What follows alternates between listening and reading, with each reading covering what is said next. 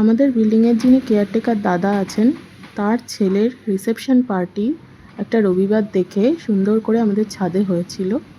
খাওয়া দাওয়ার ব্যবস্থা হয়েছিল দুপুরে এবং রাত্রেও ছিল। দুপুরেরটা যেহেতু রবিবার ছিল আমি খুব একটা এনথুসিয়াস্টিক ছিলাম না।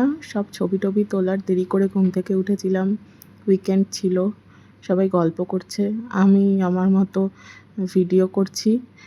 আর খাওয়া দাওয়াতেও মন দিয়েছিলাম, তবে বেশি কিছু খেতে পারিনি। বেসিক ডাল ভাত, ঝুরঝুরে আলু ভাজা এগুলোই খেয়েছিলাম।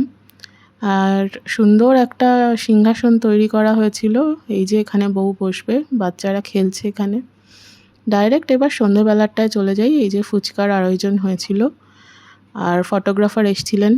আর সুন্দর সবাই সেজেগুজে বসে আছে বিল্ডিংয়ের লোকজন এবং ওনাদের আত্মীয় স্বজন। ওই যে বউ বসে আছে সুন্দর সেজেগুজে, বাহ সুন্দর সাজিয়েছে।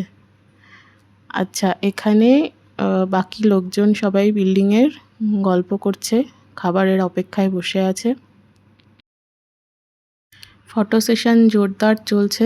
আমারই কাজ হয়েছিল সবার ফটো তুলে দেওয়া। আমি সুন্দর করে ভিডিও করছিলাম, ফটোও তুলছিলাম, স্টিল ফটোগ্রাফি। আর ওই যিশুদা ছিলেন রান্নার দায়িত্বে। অ্যাজ ইউজুয়াল দারুণ হয়েছিল সব রান্না। আবার খানিক ফটো সেশন হয়েছে, পুরো ছাদ জুড়েই একজন এক এক জায়গায় দাঁড়িয়ে বা বসে গল্প করা অবস্থায় সবার ফটো আমি তুলেছি। মাঝে টুক করে নিজেও একটু ফটো তুলে নিয়েছি, নিজের একটা ভিডিও। প্রচণ্ড গরম ছিল, সেই জন্য জোরে জোরে অনেকগুলো ফ্যান চলছিল, চুলগুলো সব নষ্ট হয়ে যাচ্ছিল। এই হচ্ছে খাওয়া দাওয়ার সব আয়োজন হয়েছে, টেবিল চেয়ার পাতা হয়েছে। আর হাওয়াটা যেটা দেখছো সেগুলো ফ্যান, আর বড় বড় ফ্যানও ছিল। আর এই যে ফটোগ্রাফি চলছে, ফটো সেশন। আর ছেলে চলে এসছে, নতুন বিয়ে হওয়া ছেলে, ছেলের বউ আর ছেলের মা বাবা সবাই একসাথে দাঁড়িয়ে ফটো সেশন চলছে এবং তাদের আত্মীয় স্বজনরাও এসেছিল। আমিও একটু টুক করে ফটো তুলে নিলাম সবার, ফ্যামিলি ফটো দিয়ে দেব পরে ওনাদের। বাকি সবাই বসে আছে, নিজেদের মধ্যে নানান গল্প চলছে, গান হচ্ছে। এবার চলে আসি খাওয়া দাওয়ার পার্টে। আমি ডিমের টেবিল এমনিই কামড় দিয়ে ফেলেছি, কাসুন্দির আর ওয়েট করতে পারিনি।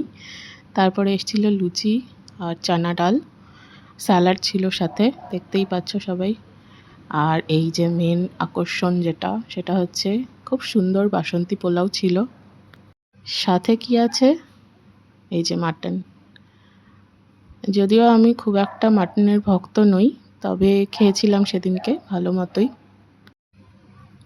এই যে আমার পাত, দেখতেই পাচ্ছ, খাওয়া দাওয়া করছি। আমার পাতেও পড়ে গেছে মাটন। খাওয়া দাওয়া শেষ করে এবার আইসক্রিমের পালা।